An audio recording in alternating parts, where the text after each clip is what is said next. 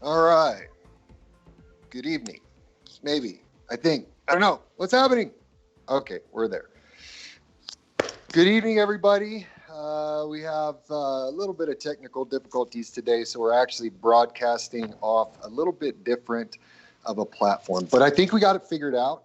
I'm just trying to get something to work here real quick. If I can figure. Oh, there we are. Just need to share this real fast. Glad to have everybody with us tonight. We're going to have a really amazing show um, because it's not a lot of times. I mean, a lot of times we've been doing shows and the moms or dads or whoever are in the middle of the battle and we're trying to get them help and we're trying to get the word out. But this evening, we have Rachel Bruno, who many of you have probably heard about and heard about the victories that she has won in her case with the help of attorney Sean McMillan, who many of you are familiar with as well. And I think it's really important to show parents, um, not just like in our own case, but you got to fight. And you can get your kids back. And you can hold these people accountable and to never give up and to never quit and to never surrender because we are making a difference. And I don't know how long some of our viewers have been engaged in this human rights ordeal. And this really is an issue about human rights, about human trafficking, about deprivation of civil liberties, about the most sacred bond that even the Supreme Court has said over and over and over that it is a protected bond between a parent and the care and control of a child for that parent, and that the state really has no right to interfere with that unless there's some compelling interest like child abuse. And then we have this entire industry that becomes crafted on not only taking children away from families that love them and are not abusing them, I believe, based on the adoptability of the children in some cases, or maybe the social worker just doesn't like the parent, or they're just so used to trafficking these kids that it's created this gigantic monster hydra that goes into so many different fields. It goes into the psychological field, goes into the medical field, it goes into Medicaid and Medicare fraud because they also kidnap elderly people. As I don't know if any of you saw the updates from Terry LaPointe recently this week. They still have this elderly grandmother, retired school teacher in hospice, and they're killing her. And it's like no vulnerable person is safe from these institutions if we do not continue to fight and change these laws. And I was just talking to Rachel a little bit earlier about the reason we do this show is because we want to create a vehicle that if you're engaged in this battle or you have a loved one or a friend or someone you care about that has had their children or an elderly person or a disabled relative or friend kidnapped by these people. When we were going through this, we didn't have a lot of resources. There was not a lot of information, not a lot of groups. And over the past few years, we've seen this magnificent explosion all across this country. We've seen legislation pass that they're trying to resist, but it's happening, guys. It's happening. And I know when you're in the battle and you're the one suffering, the bigger picture sometimes is harder to see. And I just want to encourage you, don't give up. And I want to remind everybody, I don't read this every show, but I'm going to read it one more time, and then we're gonna bring Rachel up. We're gonna talk to her about what happened in her case. But we call this show "We Hold These Truths" because I think all of these issues come around to what we believe about this country and about our protected rights and about inalienable rights, meaning they cannot be taken from us. A government can try, but they'll be wrong. And one of those is the right to care and control of our children. But the whole show is based on this. We hold these truths to be self-evident that all men and women, back then men mean women and men, don't freak out and be triggered by that, but all men are created equal, that they are endowed by their creator, another trigger word, but we need to understand this. They are endowed by their creator with certain unalienable rights, that among these are life, liberty, and the pursuit of happiness. that there's two things we got to take from this. Like, I don't understand if you're somebody that doesn't believe in a creator, or you come from an atheistic standpoint. I'm not demonizing you. I'm just saying I don't know where you get the concept yourself of unalienable rights. But from the Constitution, from the Bill of Rights, these are rights that are inherent in us, in our creation, when we come into this world, that we possess by nature of creation, that cannot be taken from us. And that's why this battle is so important. Because another thing that the people that penned this document understood is that it's always a battle. That in this world, people are corrupt, and they're going to try to come against those liberties. They're going to try to enslave people. You give someone power, you got to have checks on that power. And so that's why these shows are important. That's why it's important for you to continue to fight your case and to network with people and get information. Okay, that's my soapbox for the evening. I just think it's important. I see so much going on in this country right now that I feel we are very close to losing the centrality that our rights are inherent and that they can't be taken from us. And we are really on the cusp of something. And part of that corruption that we're seeing, I used to tell people that having certain political groups rule this country would be like an entire country run by DCF. And that's terrifying. But there's really countries out there run like DCF, where you get into court and they lie about you and they manipulate the legal process and they threaten you and they take people out that are causing too many waves. And we don't want our country to become like that. Rachel Bruno and her family are ones that engaged in that battle and they won. So I'm going to read you a little bio from rachelbruno.com.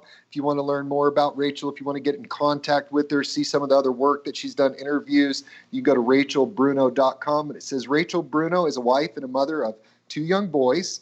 She holds a bachelor's degree in communication from California State University at Long Beach and completed an MBA from Pepperdine University with the hopes of starting her own business. And then everything was going according to plan, and her kids were taken. And made Rachel reconsider her priorities. And today she's a stay-at-home mom who works part-time leading a group of young mothers called Moms Inc. at her church. She's in Orange County, California, I believe. Or if that's wrong, she's shaking her head yes. Okay, Orange County, California. And she leads group discussions and Bible studies while curating speakers she knows will be relevant and beneficial to the mom's individual walk with Christ. And this blog is her testimony. I didn't read anywhere in there that, she's addicted to crack or been arrested 20 times. So, Rachel, why don't you come on and share with us how you're doing this evening? Thank you for joining us. Good. Thank you for having me on. Look forward to sharing. Welcome. Well, it's pretty interesting bio, and I think that from the beginning, it's important for people to get your introduction, what I'd say your red pilling, to the fact that in this system, we don't have constitutional rights. Why don't you share people a little more about yourself and what started the DCF attack upon your life and your family? Okay, so like you said, I've never been arrested for drugs. I've never anything in my life. The worst thing I've ever done is a speeding ticket. And I did grow up in church my whole life, and you were reading that part of our Constitution. I came here from Brazil after my father passed away when I was 9 months old. So my mom was a widow and a single mother. And this country, took us in. The church took us in. They sponsored us. They took care of us. And I love this country, and that Constitution, I learned that from the moment, 3 years old in this country. And I never in a million years would have suspected that something like DCSF is happening in this country. And it completely, opened my eyes, took me by shock. It was disappointing. It was heartbreaking to realize that this was going on in this country. And a little background about me, I've had seizures since I was about 5 years old. And one of the main triggers for my seizures is sleep deprivation or interrupted sleep. Oh, wow. And if you're a mom out there, you ain't sleeping. So with my firstborn, I had my mother-in-law come from Brazil and my mom. They helped me with my firstborn. And second time around, they both told me, you know what, we're too old for this. So here's the money that we've conjured up together. Why don't you go get yourself a nanny? I'm like, awesome. You guys are the best moms ever. Sure. Yeah. So, I started the interview process. I contacted agencies and I found this person who apparently, was new to this industry, but she had two kids herself. Her husband was a Marine and she was referred, she volunteered at her church at the time. So I interviewed her. I asked her, would she be willing to watch my newborn son for the night shift so that I could sleep. So she watched him from 10 p.m. until 6 a.m. And she started when he was about 7 days old. Everything was going well until he was about 7 weeks old. I woke up to him screaming at about 4 o'clock in the morning. And this was back in July of 2015. And I looked at my clock, it said 4:06. I'm like, okay, diaper change, bottle, that was usually the regular time. And he was screaming, then he stopped. And I'm like, okay, so I tried to put myself back to sleep. A few minutes later, he starts screaming again. Then he stops, then he starts, then he stops. This went on for about half an hour till I finally got up and I walked, down the hallway. She had the door partially opened. She had him swaddled inside the crib and he was lying on his back. And she was sort of rocking him back and forth and shushing him, trying to get him to calm down. And that wasn't working. So she picked him up, put him like in a birth position on her shoulder, and the screaming stopped. But he was making these facial expressions and he was just not happy. And when she put him on the shoulders, when she kind of turned around and she saw that I was there, and I asked her, what happened? And she said, I just fed him and he's really gassy. I said, okay, fair enough. Newborns get really gassy and they do scream like crazy when they're gassy. And at this point, I'm home alone. My husband is on a business trip out of state. And my older son, David, was sleeping across the hallway. So last thing I wanted to do was wake up my son at 4 o'clock in the morning. So I told her, he's obviously not settling down. I'll take the baby and you can go home. So that was it. She went home, packed her stuff, and I unswaddled my son. No rashes, no signs of anything really.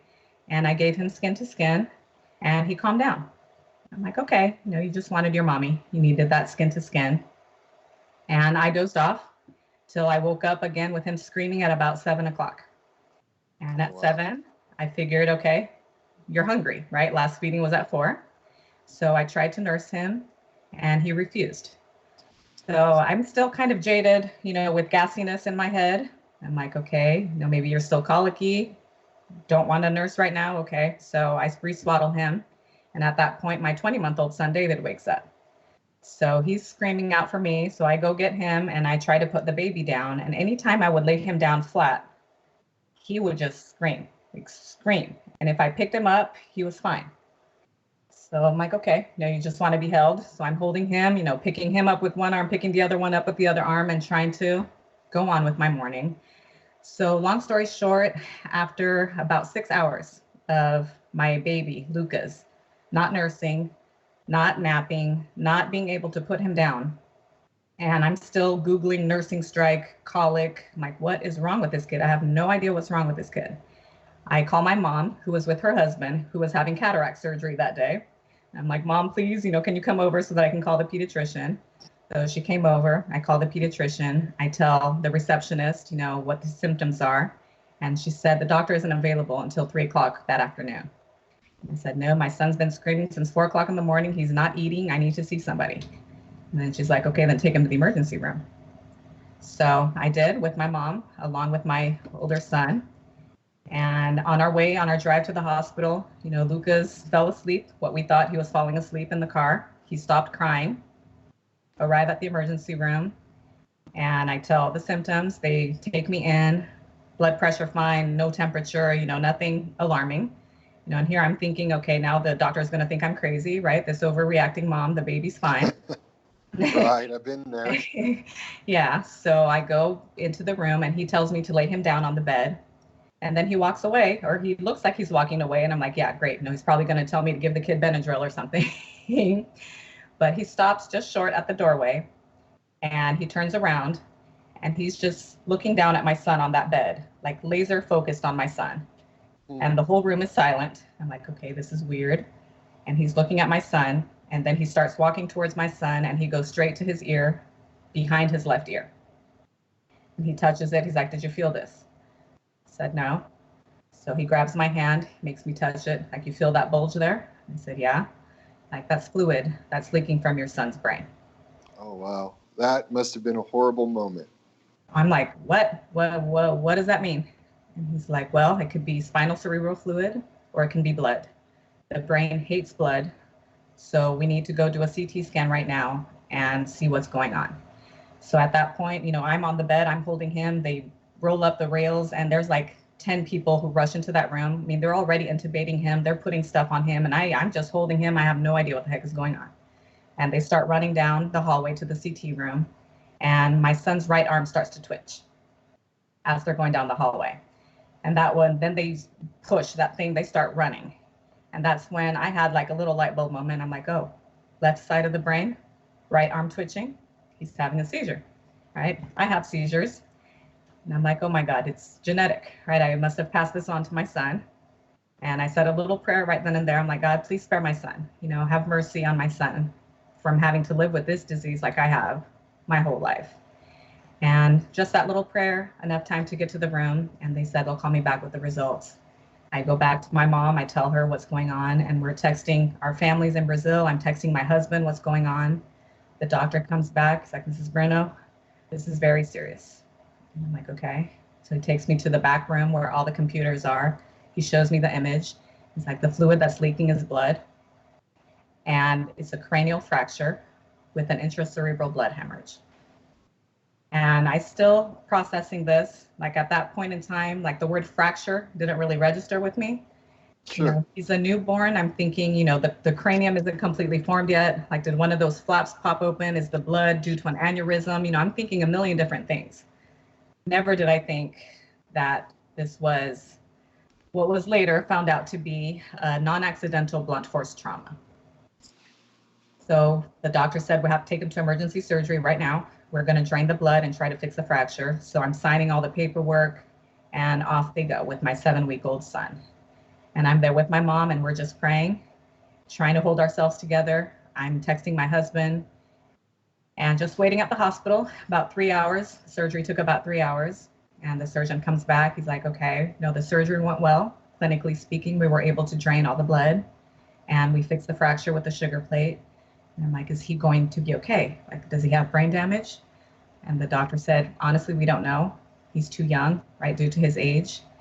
And we don't even know whether he's going to survive the next 48 hours.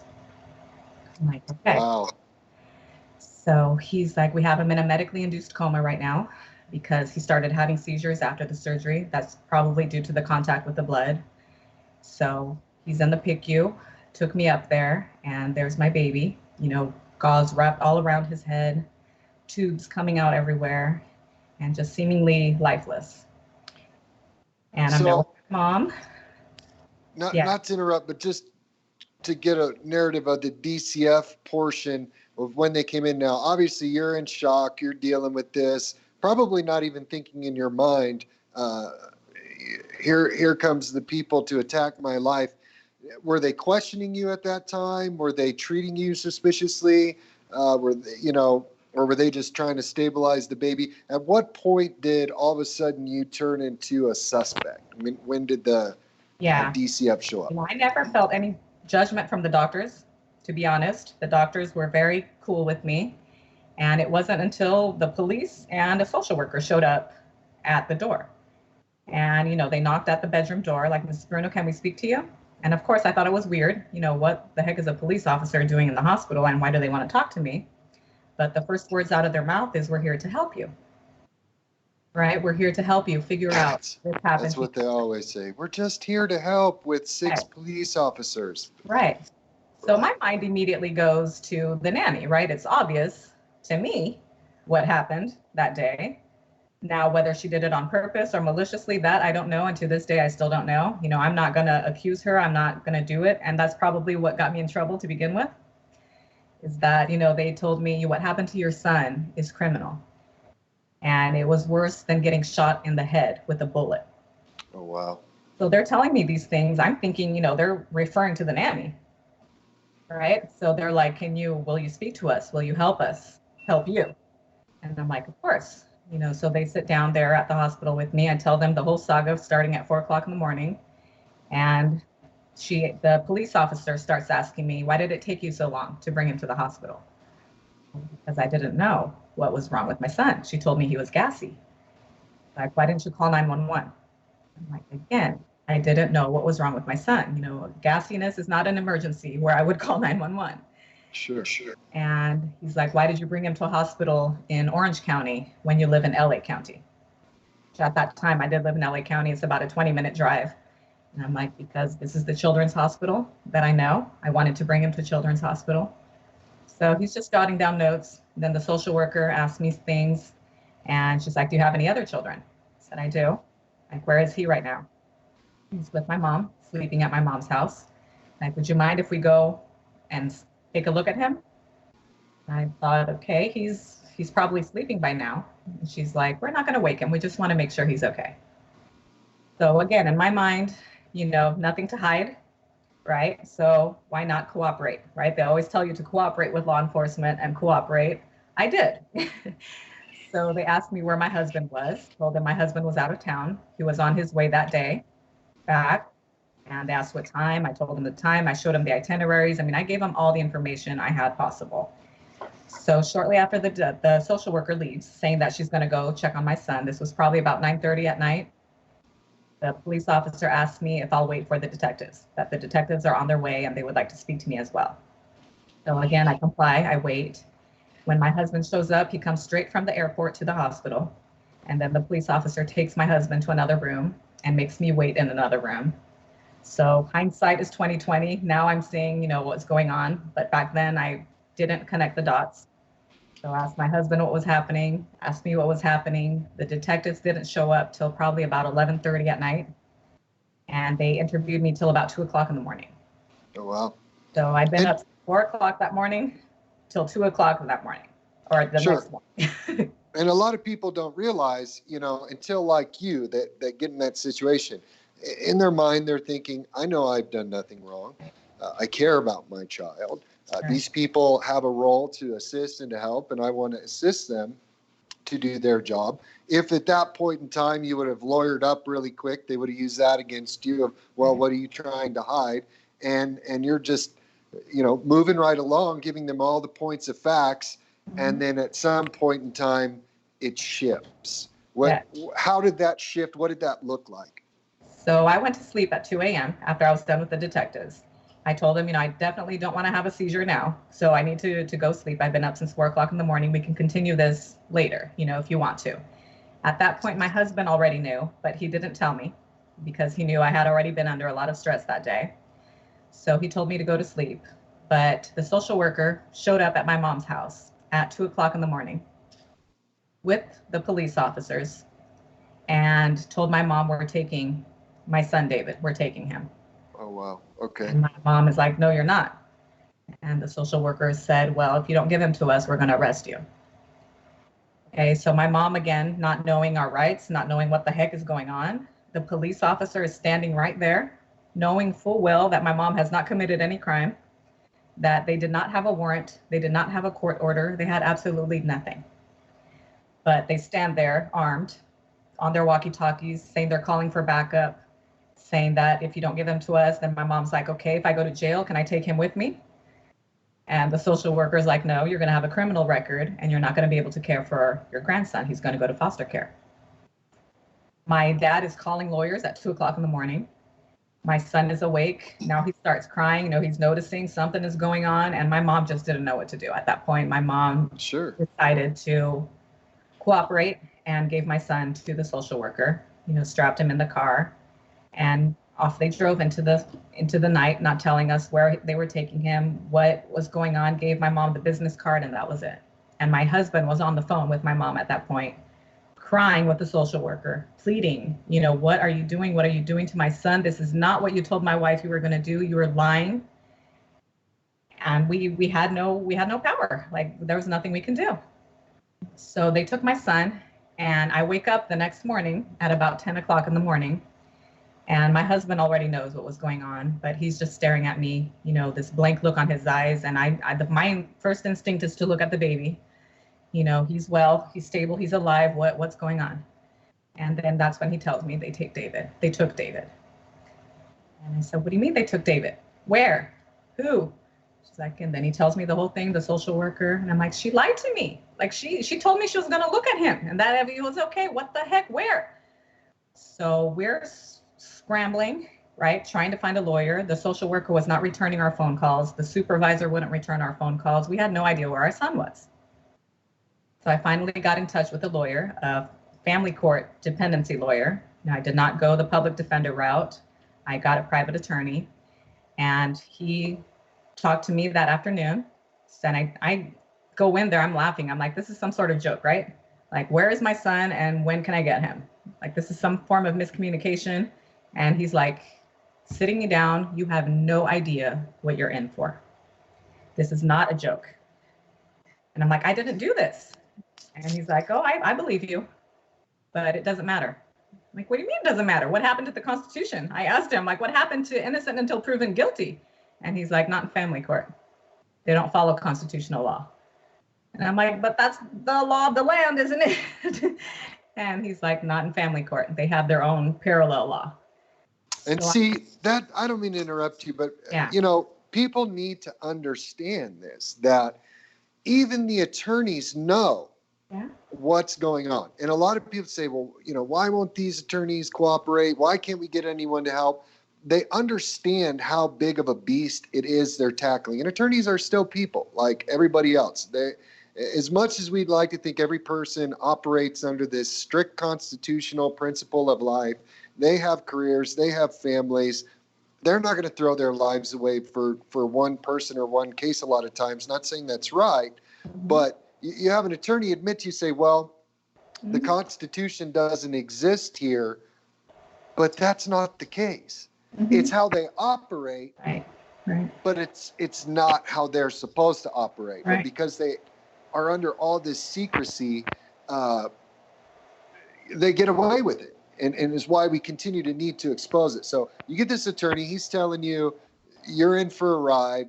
I believe you, but you're about to get an education on how corrupt a family court is. So did they have any emergency hearing after that? They did. So where did your sons end up getting placed? 72 hours later, we had the hearing. So in that initial meeting with my lawyer, he said, they're not giving your kids back to you. And again, I'm like, I didn't do this. He's like, doesn't matter. Your saving grace is that your husband was out of town when this happened. So legally speaking, he wasn't even at the crime scene. Okay, if I go in there and I try to fight for you to get your children back to you, they're not going to give your kids back to you. Like, the one thing I would suggest, or I strongly advise you, that we give sole custody to your husband so that they don't even get placed in foster care. Because if they get placed in foster care and the case lasts longer than 6 months, they can be legally adopted by the foster family. Now, they didn't charge you with a criminal charge at this time, correct? No. Did they charge you a criminal charge anytime during these proceedings? No. Yeah, exactly. Because if you would have went to criminal court, then you have a right to a jury. You have beyond a reasonable doubt as the evidentiary standard. I don't know what it is in Orange County, but in Kansas, where they took our kids, they've actually changed the evidentiary standard. So in criminal court, you have beyond a reasonable doubt. Then they used to be, what was it under ours? I want to say clear and convincing evidence. And now they go on a preponderance of evidence. So they just preponder, the evidence says, you did this. We don't have to prove anything. And here you are fighting out of this. You're not arrested. You're not charged with a crime. And yet they're saying, you are a criminal. We're keeping your kid from you unless you give up this child, which in a lot of these, it seems like you were really blessed and protected, because a lot of times they'll just try to dig something up on the husband and say, oh, this guy got a DUI 25 years ago. He's not fit to have this child in his custody. But you were fortunate, by the grace of God, your husband was out. They say you have to sign over full custody. Did they begin to put a bunch of conditions on you? Or are they forcing you to do psychological examinations? How did they, and what I would say, attack your life in an attempt to gaslight you and prove that you're the criminal that they think you are? Well, at the hearing, so they said, we'll give sole custody to your husband. And everyone agreed except for social services. Social services actually objected to Of giving course they my did. children to my husband. And the judge asked them why. And they said, because we didn't get a chance to speak to the father. And that is true because law enforcement at the hospital told social worker to not interview my husband. So by the grace of God, again, another God miracle, the judge overruled. And the judge overruled and said they're going to their father. Mrs. Bruno, you have 24 hours to vacate your home, and your caseworker will Wow. be calling you with a safety plan, right, for your kids and hopefully reunification. So fortunately, they gave it to your husband, but they kick you out of Yes. your own house when you're not convicted of a crime. You're not even charged with a crime. Yeah. It's just you're going to leave because that's one thing I've seen they like to do. They like to split up spouses. Their ideal condition is if they can get two hostile spouses, because then they can get one spouse that's the most toxic against the other one that's fighting against them, and they'll give custody to the bad spouse a lot of times. Fortunately, you guys seem to have had it together at that time. Yes. But just the thought that, most families, they can't afford two households. They tried to do the same to my wife, where they were like, basically, well, you have to go to a homeless shelter. She had already moved out of the state when they took our kids when we were in transit, and they were like, you have to come back to Kansas and live in a homeless shelter. And we were like, absolutely not. But then they use that against you as well. Anything they can utilize to demonize you or make your life difficult, they'll do. Yeah. So So fortunately, you had some support, yeah. but not everybody gets that opportunity. So they give you a safety plan. What did that look like? So I was court ordered to take child abuse classes, parenting If, classes, and wow. individual counseling. So you, in their mind, were a child abuser, and Yeah, you took this class. I did. I signed Was up it for everything. was it geared towards convincing you that you abused your child? Did they treat you as if you were guilty during this? Not really. I think the Okay, place that's that good. I went to, everybody, just like my lawyer, knew what the system was. And they weren't surprised at all by my story. And they weren't surprised who the child abuse expert at the hospital was that turned me in, what the hospital was, what they weren't surprised at all. So And they why weren't they surprised? So who was this expert, and why weren't they surprised about the hospital? Well, she is the quote unquote child abuse expert at the hospital, right at this children's hospital in Orange County. She has been sued, I believe, 8 times before Oh wow. for falsifying information in these child abuse cases. And yet she still works there, still holds her And still job. has a medical license, Yeah. and wow. Yes. So, I mean, in Orange County, I guess, if you're part of this community and you work within the system, they all know each other. And even my attorney at the time, he said, did you speak to Dr. Wong? And at the time, I didn't know who she was. And I said, I did. And he's like, you do not speak to that woman. Okay. You let her come in. You do not say a word to that woman. And I'm like, okay. Okay. And he told me the whole time, he's like, nobody here is your friend. Nobody is your friend. The only person who's your friend here is me. And that's only because you paid me. So, I mean, he was That's really pretty incredible. And so, in your experience, I don't know how much contact you've had with other parents. I know you've been pretty active in the community of people just trying to educate about DCF. Have you seen it a common thing that they take these expert witnesses to demonize family, or was your case an exception? my case was definitely an exception. I mean, my case is a fairy tale in comparison to other stories that I've heard. I mean, I definitely had God's protection, and not to say that, if you're going through this, that you don't have God's protection. But I mean, I really have no other explanation than God was just shielding me because I'm one of the lucky ones. And I know I'm one of the lucky ones. And so, how long did you have to endure this? Did you have to go through like a larger court hearing where they determined whether or not they were going to keep your child in care for longer? And just to back up a little, if people don't know this, if this is your first time watching the show, the real reason the social workers objected is because under Title IV, now that's changing under the Families First Act, right. but under the Adoption and Safe Families Act, DCF does not get the same kind of funding when the child goes to kin. Yeah. It's called a kinship placement where I'm from. And so if they stay with family, all those extra incentives that they get, all that big money, they do not get 99% of the time. They'll find other ways to try to manipulate that system. So obviously they're going to object. Fortunately, it seems like you had a judge that was paying attention to the law, which is also an exception from what I've seen. Right. So did you have another hearing? How did that go? How did the case progress? Yeah. So just to go back to that money thing, when they took my son at 2:00 in the morning, they took him to the county's children's shelter. Oh, wow. And I didn't get to see my son for 2 days, right? They wouldn't release him to us because I guess we were criminals now, as you say, right? We were under investigation. They released him to my mom because she was a public school teacher. And thankfully she was fingerprinted. She was in the system. She had all that stuff. So when she brought him home, the social worker asked my mom if she would adopt my son before I had a hearing, before a judge ever heard the case, before anything. Wow. Right? They asked my Do you mom know why? Do you have an idea of why they would have tried to initiate that so quickly? because the social worker said, we don't know what's going to happen at the hearing on Monday. So if the judge orders the child be removed, would you be willing to adopt them? And my mom nearly fell off her seat. She's like, no, give them back to their mom, to who they belong.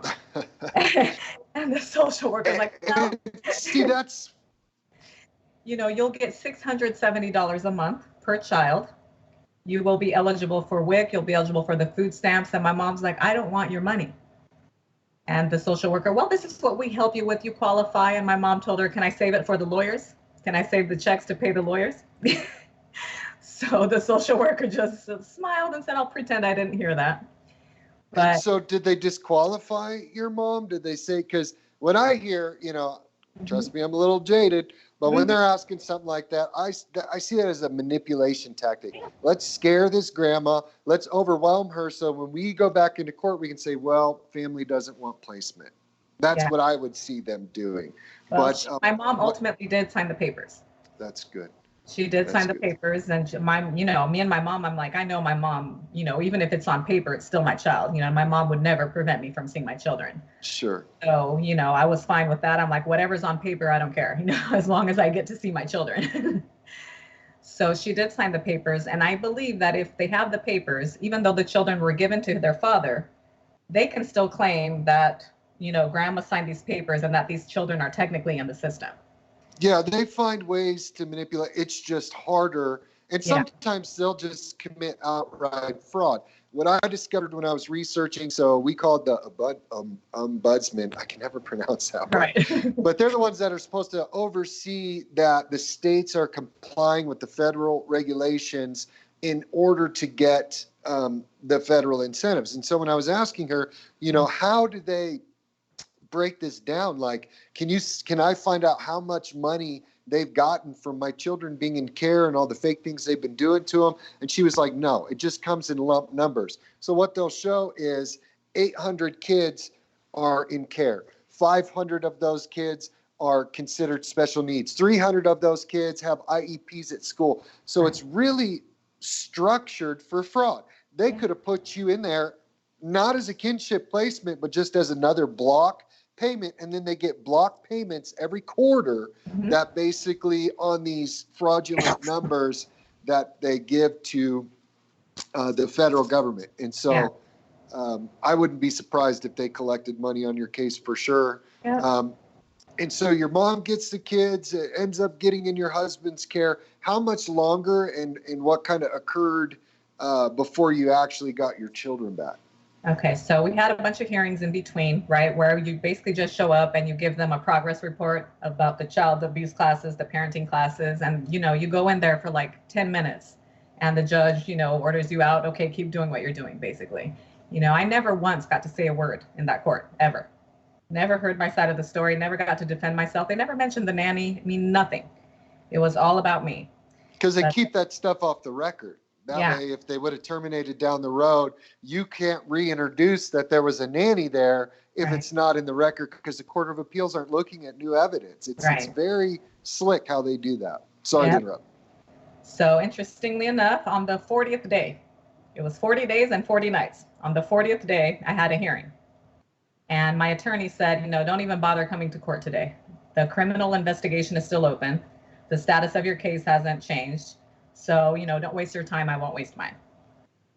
So, at that point, he'd been right about everything else. So I told my husband, I'm like, he told me not to go. And my husband's like, I don't care what he says, we're going. So we go to the courthouse and we wait for about an hour and a half. And I get a phone call from my lawyer. He's like, where are you? I'm at the courthouse. He's like, okay, I'm on my way. Might be able to do something today. Then hangs up on me. Again, at that point, I start texting everybody, start my family. I'm like, everybody start praying. I don't know what's going to happen. Something's going to happen. So he walks in, I go hug him, and he pushes me away. He's like, don't hug me yet. I can't make you any promises. So he goes into the courtroom. About an hour later, he comes back. He's like, a bunch of stack of papers, sign this, initial this, do this, do this. And at this point, I'm just trusting God and the lawyer. I have no idea. I'm not reading anything. I don't know what the heck I'm signing. And I'm in the spirit, right? So he goes in and out, in and out, in and out. About 3 hours later, he comes back with a stack of papers. He's like, okay, if you agree to everything that's written in this report, there is no admission of guilt. There's nothing in here that says you did this. This is just basically the timeline of the investigation, your progress on the services, what they ordered you to do, the medical history, what they did to your son, all that stuff. If you sign this today, they will let you go home today. So at that point, if they told me to cut off my leg, I would have cut off my leg, right? Just to be home with my children. And I signed it, and my lawyer told me, he's like, I've been doing this for 23 years, and I have never seen them let anybody go home. Like, you definitely have a higher power working for you. That's crazy admission, though. Yes. I've been doing this for 23 years, and I've never seen this happen. Right. That's crazy. Yep. So I signed the papers, and I went home that day. They put us on what they call family maintenance plan, where the social worker comes to our house once a month. I was still court ordered to take the child abuse, the parenting, the individual counseling. The criminal case was still open, but they allowed me to move back in with my children. So prior to that, I was given 7 hours monitored visitation a week with both my sons. Just once a week, or 7 hours through the week? 7 hours through the week. So I can make up my mind, whether I wanted it to be one day for 7 hours, or I chose to do it like every other day because it was like torture, to see my son for 1 hour a day. And again, they tell you can't talk about the case with your son. You can't tell your son why this is happening. You can't explain to him when you're going home. You can't say anything. And at this point, he's almost 2 years old. I mean, he ran away from me when I first saw him. Because they can tell him stuff, and as soon as they take the children away, they can say whatever they want, but you can't counter their false narrative, or they'll terminate the visit. That's how they manipulate and control parents. It's insane. So, I mean, it was heartbreaking. It was heart-wrenching to see my son and have to leave. I wouldn't cry. And in the beginning, he would cry when I would leave. Then after a while, he didn't cry because he was getting used to it, which was even more heartbreaking for me. I'm like, my poor kid, what are you doing to my son? I'm like, I don't care what you do to me. I'm an adult. But why are you doing this to this innocent child? At a critical developmental age, where even recently they're showing, these short-term or long-term separations actually can cause developmental issues and problems down the road. And who knows, especially when the mom is such an important element to that dynamic. Not saying dads aren't, but in the early development of a child, I truly believe that moms play a very critical role dads can't. Yeah. So they allowed me to move back home. So the case lasted for another 6 months, where the social worker came to our house every month. And at the end of those 6 months, this social worker recommended that our case be closed. So 6 months later, we go to the courthouse, and we don't even walk into the courtroom. Once again, they just come out, Bruno family, like here, and they're like, okay, sign this, case is closed. And that's it. That's honestly pretty amazing. From most of the stories that we hear, definitely I believe that you had some divine intervention. Now, during that process, did you see social workers trying to falsify information? Did you have them continuing to try to get you to admit guilt? Was there any of that going on, or were they kind of keeping away from all of that? Yeah, I mean, not falsify information per se, but they did write in the court reports that I wasn't emotional enough, that I wasn't exhibiting the normal signs of a grieving mother, that I didn't seem concerned for my baby Lucas. I was more concerned about David. And I'm like, yeah, because David actually understands what's going on, right? And my son Right. Lucas was in the hospital in a medically induced coma. I'm praying for my son that he lives. And they asked me if I had postpartum depression over and over and over to try to pin that on me. And I didn't have postpartum depression, thank God. But even if I did, ripping a woman's child away is not going to to help that. Oh, that might trigger it. Some of that. Right. I mean, crazy. But they were trying to get me to admit to those things or to say, maybe I did, and I had really good counsel with my lawyer. I also had a private investigator to try to see if he could find anything about the nanny. And there weren't any red flags about the nanny, except for the fact that she was married to a cop. And she didn't tell me that at the time. She said he was stationed in the Marines, which he was, but he was also in the police academy. So, my private investigator, who was ex-FBI and who was in the DEA, as soon as he found that out, he told me, he's like, they're not going to go after her. No, they're going to protect that Right. whole situation. And so then they close your case. And what made you decide to litigate, or what? How did that process play out? Yeah. Well, during those 40 days, that I was kicked out of the house, like I couldn't see my husband, I couldn't see my kids, I was out of my house. I lived in the hospital while my son was in the hospital. Then my pastor's wife, my mom went to ask her to go pray for me and to pray for my son who was in the hospital. And she did. She came over to the hospital and then she looked at me and she's like, I've been praying and God told me you're coming home with me. So I went to go live with the pastor and his wife. He was out of state at the time. He was out of the country. So it was just me and her. And just during those 40 days, it was really a lot of reflection. Those times alone at night. I mean, you're really alone. You're used to the noise of the kids crying. You're used to your routine. You're used to talking to your husband. And I had no one but God. Right. So you were even restricted from talking to your husband at that Well, time? just because he was with home with the kids. Right. And I Okay. couldn't leave the kids with anybody. So I had the fire inside me. I'm like, this is crazy. And I'm like, God, what the heck is this? Like, who sinned? Right. Like, why is this happening? And it was revealed to me. I mean, I believe it. The Holy Spirit spoke to me that night and he said, this is just the evil world we live in. Right? It's just evil. And it's the destruction of the family. And the more I heard about the cases, the more I was in that child abuse class and I heard other people's stories. I'm like, yeah, this totally makes sense. This is evil. Right? It's like it's a system of good versus evil. And I know that God didn't expose me to all of this in vain. And I know that he didn't give me victory in vain. And I know, everything that happened was not so that I would stay silent. So even though the case was closed, even though I got my kids back, I could have very well be happy. I got my kids back, move on with my life, but something inside me just wouldn't let me. And I'm like, this people need to know about this, especially starting with the church. I grew up in church. Especially starting with the church. And foster care was like, the Make-A-Wish Foundation, right? You make backpacks for the kids, you donate, you pray, you become foster parents. There are workshops on how to become foster parents. And then I'm seeing all this madness going on. I'm like, oh my gosh, people really don't know what is going on. People don't know. And to this day, like I said, I don't blame the foster parents. They would have no way of vetting. I can only imagine what a social worker would tell a foster parent about me.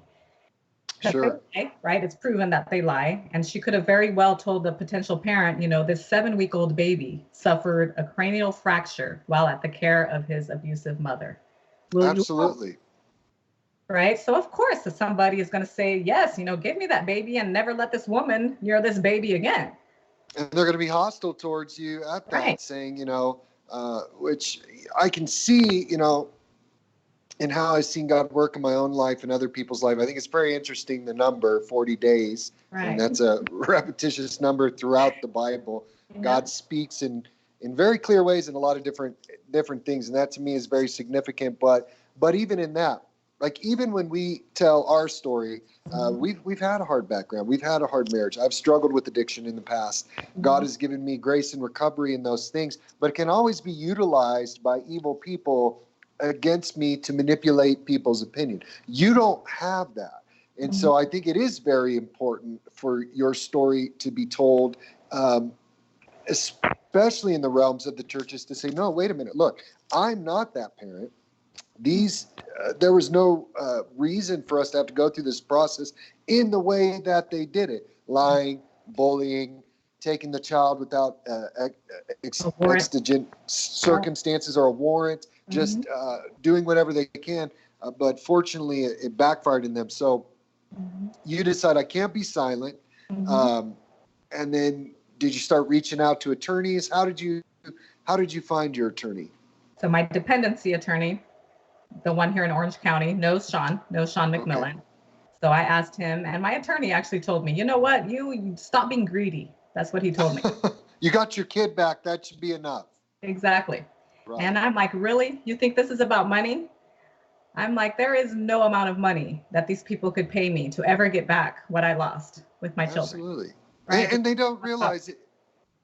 Yeah, it's about, you got to hit them where it hurts. And that's the only language they seem to understand, is that they're committing fraud for money.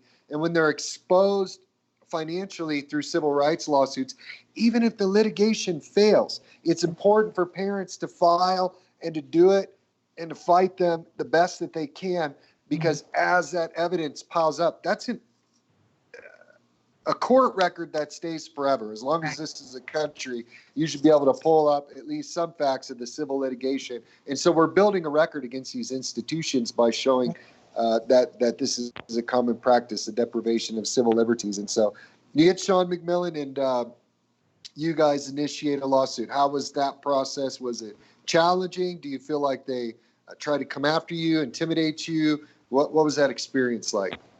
Yeah, so we filed in 2017. We filed a petition in 2017, May of 2017, and the jury trial was scheduled for June 4th of 2019. So wow. May of 2017, so they gave us almost 2 years for discovery, right? What they call discovery, that we can get all the documents and start researching and building our case. So, at the time I'm like, 2 years? Seriously? I'm gonna have to wait 2 years before we go to this? You're like, I'm ready now. Yes. What's the deal? So, but Sean is like, oh no, you wait, you'll see. There's a lot of stuff that we're gonna go through. Sure. So we started, getting all the files, and, the juvenile records, they don't give them to us and protected right until they're 18, unless you are suing them. Then we have to file a motion. When we got the records, everything was redacted. They gave us a file with like 700 pages redacted. And how did they justify that? Because to protect the children, right? To protect the minors' rights, to protect whoever third parties are there. But Sean knows better, so he made a motion to the judge. He's like, no, we need the unredacted versions. And the judge granted that. So we did get all the unredacted. And that's really when I saw, what they did to my son, what they did to David when they took him to the children's shelter. I had no idea that they had given him the 13 vaccinations without. Oh, wow. That's incredible. Without a warrant, without a judge's order, nothing, because he wasn't up to date. And again, we're not anti-vaxxers. He was vaccinated. We had just modified the schedule with his pediatrician. We were under the care of his pediatrician, but they don't care. They just gave him all these shots at once. They forced him through a full skeletal survey to see if there were any broken bones on him. And I don't know if you've ever seen or know what a skeletal survey is, but basically taking a picture, an image of every single bone in your body. So you have to sit still, right, and lay there while they're doing this. And imagine a 20-month-old who had just been ripped away from his home at 2:00 in the morning with a bunch of doctors and strangers with these weird machines trying to take your clothes off, and take these images of you. After being stabbed with a bunch of toxic substances, no offense, people that are vaxxers, but I mean, yeah, you brutalize this kid with they traumatized the heck out of him, right? I mean, this is supposed to be in the best interest of the child, to do all this stuff to him. Sounds like a sci-fi horror story. And they, again, no allegations of sexual abuse, but they did what they call an anal wink test on him, where, they basically probe the anus and see how it contracts. I mean, I'm like, what are these people doing? So, that's the reason for the redacted. They didn't want you to know the crazy stuff they were putting your child through without even notifying you, which is, I believe, at least in Kansas, it's required by law. Unless Yeah. you've lost your parental rights, there has to be some interaction. Oh, we're doing this to your child. We're going to, Yeah. even if it's an investigation, they still have to notify the parents. And they do this stuff all the time in Yeah. secret. And Yeah. I'm sure if parents could get those files, a lot of them would be shocked. Right, they do. And what they used, the same laws here in California, you're supposed to have either a court order or parental consent. You can't do all these medical examinations to a minor. But what they used in our case was an order from 2008. Okay, this happened in 2015. They had what they call a general order from 2008 signed by a judge, and that's what they presented at the hospital to do all these. They presented a court order that was a pre-signed order. Yes. That had nothing to do with your case when it was signed. Right. Was it some kind of statute that allowed them to do that, or were they just acting however they wanted? They're just acting however they want. I asked Sean about this. I'm like, what the heck? Why can't a doctor like check the date of when the court order is? And Sean is No like, well, kidding. technically, doctors aren't expected to be investigators. Because they're not attorneys. How would they know? Right. That's how they exempt themselves. But you Right. know what?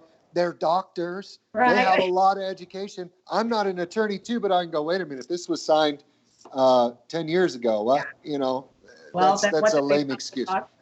Again, redacted part that was in the juvenile record. They told the doctor that there was a suspicion that David had his head thrown against the wall. Wow. So not Lucas, not the baby who had the trauma, his older sibling. They told the doctor that there's a suspicion of abuse. The sibling is in the hospital suffering severe head trauma.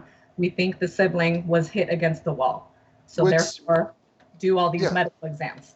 That was their justification. And while they're doing that, they're charging insane amounts for this forensic investigation without your permission or authorization, which is part of the fraud. Right. It's how all of these engage children's hospitals, these doctors that have 18 cases where they all say the parents are guilty. This is common, people. This is not like an anomaly that just happened to Rachel. This is common all over this country. And unfortunately, as you see, even a parent can't get, without some kind of legal fight, information about what people did to her child. Yeah. And so you get all these. Is there anything else notable that you'd want to share that kind of outraged you or surprised you about the discovery process? So just that we got text messages from the social worker and her supervisor the night that they interviewed me. And the social worker, after she spoke to the child abuse expert at the hospital, before speaking to me, she texts her supervisor and tells her, I'm at the hospital. There's a baby with a severe head trauma. I need to go check out the sibling. According to mom, he was with the nanny. And then the supervisor replies back, OMG, do you think it was the nanny? And the social worker replies back, no, think mom. Think mom, because we have to get these federal incentives. We can't keep mom. So that was shocking to me. I'm like, oh my gosh, like these people, what is wrong with you people? I still had an inkling of hope that this was somehow a miscommunication, right? That, something odd happened. Maybe somebody misspoke, I still had that hope in me. But when I saw the unredacted files and I saw these things through discovery, I'm like, I cried, like, why? Like, why would you do this to somebody, right? To a child, to a family? Why do these people have this kind of power to be able to do this? And that is the real question. Now, imagine if you're a family, their job is to come in and actually help families in crisis. None of us are in denial that there are families in crisis, families that need help. It should be a last resort when they remove children. As a society, we should try to assist our neighbor, other parents, become better parents, keep the family unit intact, but they don't do that. So imagine if you have a family with even a little bit of dirt in your background, even a history that's very, very old. You know what I mean? Yep. They will manipulate. Yours was 800 pages. They'll manipulate any point of data whatsoever. And I can't think of any right now because I'm kind of tired today. But it's like they begin these investigative processes of like, going to your husband and saying, so when you hit your husband or when you hit your wife, do you feel bad about it? Asking loaded questions. Right. changing the dynamic of the conversation to make somebody look guilty. It's Right. pretty incredible. You guys were fortunate not to have, this lengthy history that they could attack you on if Right. you would have had postpartum depression, Right. and that was documented somewhere. Yep. Sure wouldn't have been 40 days. That 40 days, they were digging, and they got to a point where they realized, I don't think, the kid's already with dad. I don't think we're going to find anything on these parents. Case closed, because they're not going to give up their whole child trafficking scheme Right. over one family, even if they really want your kid. And I'm not saying that initially. I understand the concern. You have a kid with a fracture. No Right. person's going to go, oh, yeah, I did that. Yeah. They have to investigate. It's the lying, the dishonesty, the manipulation. They can't just be straight up Right. and follow the law. They have to go in and bully people, steal children, manipulate things, hurt Like the coming children, back at the vaccinate them hospital, without right? consent, Nobody told me ever that this was a child abuse investigation. Nobody told which me. they should have. Right. And that, this quote unquote child abuse expert, she should have to identify herself as such, right? And that she's there advocating, for the child or for Well, the that she's system. conducting an An investigation, Yeah. and she needs to ask you some questions. Right. Do you want an attorney? Do Yeah. we're going to Yeah. protect your rights, but we need answers. Right. But they don't do that. You're Yep. automatically guilty. And how can we keep this child away from this parent? Yeah. So you go through the discovery. Yeah, we find out that they spoke to the nanny one time. They spoke to her the day after, and that her daughter. Who was they? Was it the police or It was social the police and services? social services. Okay. So social services went to go see her, and her daughter had a bruise under her eye. Now, not to say that means anything, right? But since they're so hypersensitive about this, like that didn't set off any suspicions. And they asked her, why does your daughter have a bruise? Like she fell off the bed when she was sleeping. And, Sean McMillan questioned the social worker and questioned the detectives at the depositions. You're like, so, you assume that Rachel did this to the baby. And if the nanny is a perpetrator, a suspect, the mom is also a suspect. Why didn't you have the same, kind of harshness with the nanny that you did with the equal treatment? Because they don't know. You both had Right. contact with Yeah. this child. Yep. So they're like, well, because the nanny had a reasonable explanation of what happened to her child, whereas Mrs. Bruno did not have a reasonable explanation. And Sean was Mrs. like, Bruno, I sleeping. was not there. Yeah. I was asleep. How is that not what? What are they Right. supposed to say? And they're like, how do you prove a negative, right? How do I prove that I wasn't there if I wasn't there?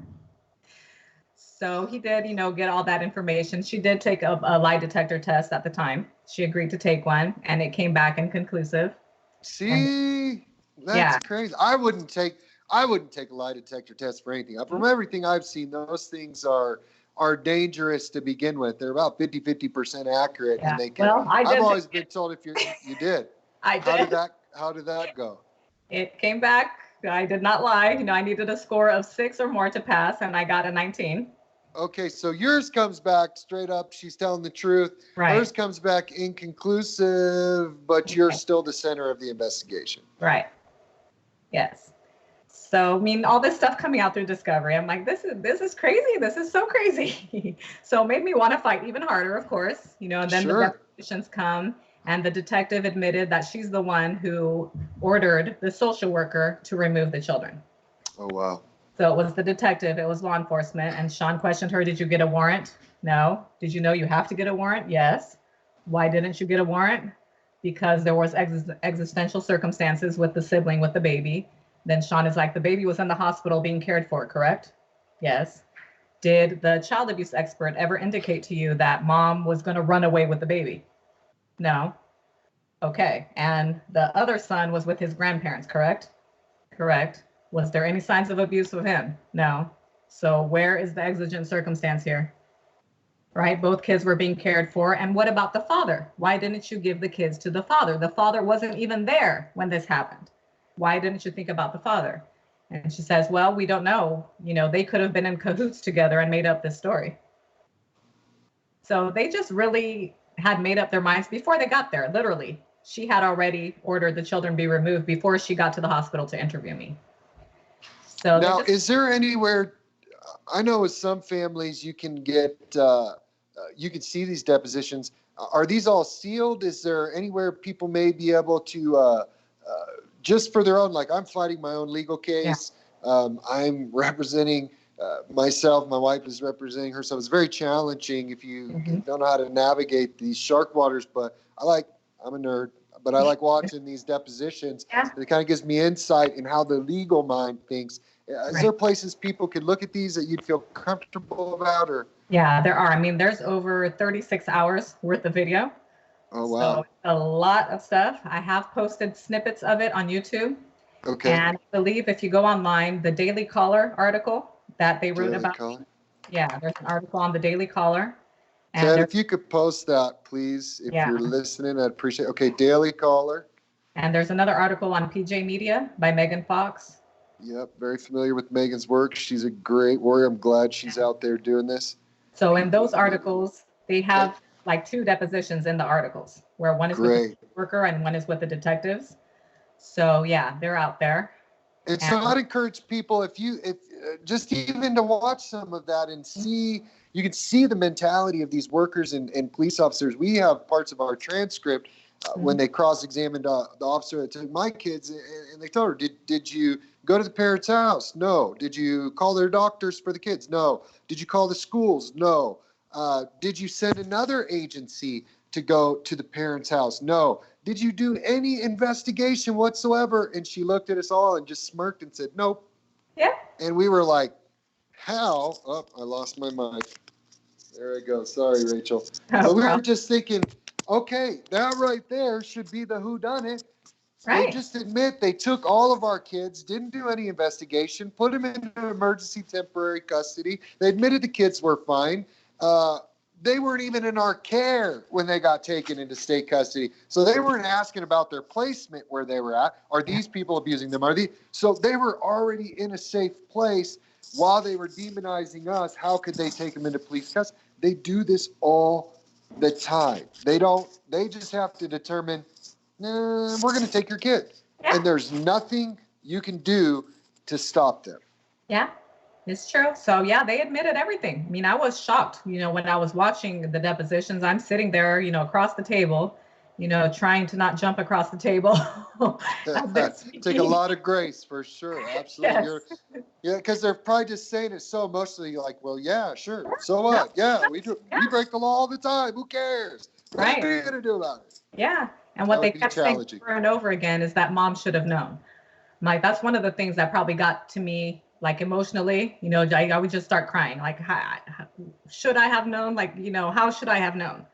I'm not a doctor. I didn't know. You really think that I would let my son suffer for 6 hours, bleeding in his brain, and do this to my son? I'm like, what kind of person do you think I am? And I've had 6 kids. Kids fuss, and they'll fuss for long periods of time, and you don't know what they're fussing Right. about. Sometimes it is gas. Sometimes it is like how to even say, well, the parents should just psychically know that Right. somebody or something happened where they weren't around. Yeah. That I mean, the pediatrician caught it, or the ER doctor, but he maybe had experience with those things. And so, Yeah. yeah, it No, and definitely Sean would be very challenging to. taught the detective, this was funny during the depositions. I guess you're not allowed to ask personal questions, right? For this is only supposed to be legal based on the case.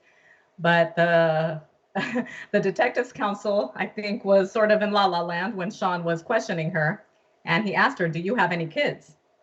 And that's a personal question that I guess he shouldn't have asked, but he did. And the detective answered, "No." And then the attorney wakes up and she's like, "Objection." And Sean is like, "Too late, I already got my answer." Right. So then he begins to question her, like, "Okay, so have you ever taken care of a newborn?" And she says, "Yeah, for more than 2 hours." And she's like, "Maybe." Like, "Have you ever overnight taken care of a sick child?" He's like, "Ear infection, cold, sinuses, colic." And the detective is like, "No." And then Sean is like, "Well, I have. I have too." And yeah, kids can scream, kids can go for hours without eating, kids can do anything. And that does not mean the kid has a cranial fracture, right? Right. I mean, I So, never would have thought, oh, my kid has a cranial fracture. right, like who was going to think that? I never, ever, ever would have thought that. Pretty horrifying. Well, we're running short on time, but Yeah. I did want to kind of conclude this a little with what happened in the end with this litigation, and then any advice or recommendations that you want to give to someone that may be watching this about that this is really happening. You know Yeah. what I mean? In terms of parents getting their children unjust taken, or advice you want to give to any parents. So, concluding the case, what was the end result? And So we do you have settled. any current? Yeah, we settled in December of 2018. And, it was really hard for me specifically to settle. I told Sean, I'm like, I don't care if I win $1 at trial. I just want these people exposed and to be held accountable for what they did. And Sure, Sean is like, I understand, and your case definitely has merit. Not that you're going to lose in trial, but juries are a toss up, right? sure. And the social workers, police officers, detectives, doctors, these are all supposed to be the good guys in society, right? So it'd be really hard to convince a jury, That first of they're all, lying. that they're lying and to go over that barrier. And second Right. of all, again, they may not like the color of your hair. People are finicky. We don't know. Like juries are a toss up. Look at OJ Simpson's case, right? Right. So he's like, if they offer you, this amount of money, I would say, take it and run. Because even if we do go to trial, even if you do win, they're going to appeal it. Then we're back to square one. It's going to cost you another, a lot of money. And the emotional toll that it's going to take on you, the emotional toll that it's going to take on your family for the next 5 years, I would take this. I would settle. So we spoke with our pastors, we prayed about it, and ultimately decided that this was God giving us the opportunity to wipe the slate clean financially, because we were in a lot of debt due to all this, due to all the litigation and the fighting with the people. So it would allow us to pay off our bills. It would allow us to start saving for the kids, for the little college fund for them, or whatever else may come up in the future, who knows. And most importantly, it would give me the opportunity to close this chapter and do what I'm doing now, right? Because if I was still fighting, I would not be able to be doing it now. Sorry about that. No Noisy kids in the house. No, you guys problem. are fine. Bringing in guinea pig army in here. My kids Yeah. love guinea pigs. They have a ton. Noisy house is a Yeah, happy house. and people, need to understand that the point is you won, and you've created a record that demonstrates that this pattern is happening. And the more people that do this, it doesn't matter if you won $10 million or $1. The fact is, we're consistently showing that these people are wrong, that this is what they're doing, that the system needs to be changed. And so I'll just ask you straight up, do you believe that the Department of Children and Family Services are unjustly taking children from good parents? Absolutely. 100%. And do you believe that a lot of it is financial motivation? Yes, that's the only way to explain it, really. Follow the money. There's nothing new under the sun, right? Follow the money. And so, in parting, what would you encourage parents that are going through this right now? Um, Anything else you want to summarize about your case or DCF? Feel free. If you're going through this right now, I just say to pray. I know it's really hard. Sometimes you don't even know what to pray, but the Bible tells us, that the Spirit intercedes for us in our groans. Sometimes all I could do was cry. And God knows every tear. God knows everything you're going through. God knows the truth. And, hold firm in that faith.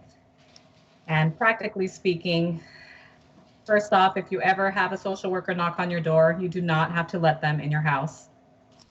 You have a right to know what the allegation is. You have a right to know what the investigation is. And if they don't have a warrant, don't let them in. No warrant, no entry. Doesn't mean that they're not going to go get one. They probably will go get one, but at least it buys you some time. My second piece of advice would be to get an attorney, a private attorney if you can. I know they're expensive, but this is your children's lives at stake. I mean, beg whoever it is you need to beg, sell a car, refinance your house, whatever it is that you need to do in order to afford an attorney. I would also say, shut up now, because anything you say can and will be used against you, even though they don't tell you. And even though you have every right to be angry at this point, you have every right to fight for your child. You have every right to feel what you're feeling. But right now is not the time. Okay, you have to swallow that, swallow the pride, put it in God's hands, and you just do whatever the heck they tell you to do.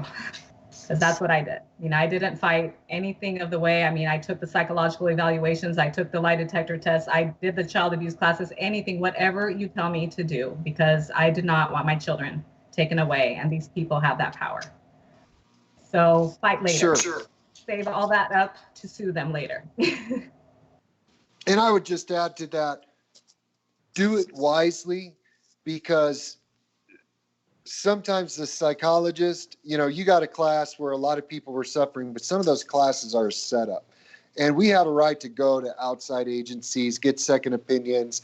I would say even, we had to get my wife a specialist, cost $600 for the evaluation. We raised for it on GoFundMe. He said, guys, we can't afford this, but this is critical to our case. And you know what? The community came together and it happened because we're all trying to help each other. So don't always believe that these other things are just what's going to get your children back. Sometimes it's part of the manipulation. Well, we encourage people the same thing. If you're going to fight, you got to fight wisely. Right. And don't trust someone just because they're a professional. Do your research, background the people. You have a right to get your own professionals. And I didn't mean to interrupt you. I just wanted to make sure people understand that, because your case is really unique in a lot of ways. And I'm really blessed to hear the outcome, because we don't get a lot of these stories lately. It really is a dire time in our country when it comes to family. Any parting words? It is. I know you just gave a whole bunch, but yeah. And I'm here. I know my story is unique. I know I was fortunate. I know too many families out there who are not as fortunate as I am, which is what God has placed on my heart, is really to become a fighter for those families. And for the people out there who say the government doesn't take your kids away for nothing, for the people who don't believe that this could happen, that this is possible, like we've reiterated, I had absolutely nothing. Okay, nothing, no criminal record. I am a master's degree. I had my own business. I mean, we were the all-American family. And if it could happen to me, it could happen to you. It could happen to anybody. So before you judge somebody, if you're listening to this, please listen and believe what they're telling you, because it happens all the time, more than any of us would ever want to admit. Well, I think those are fine words to end the show with today. Thank you, Rachel, so much for coming on. We appreciate your voice. We appreciate your victory, your faith, and hope that this video will help encourage other families. So thank you all for joining us tonight, and we'll see you next week with another episode of We Hold These Truths.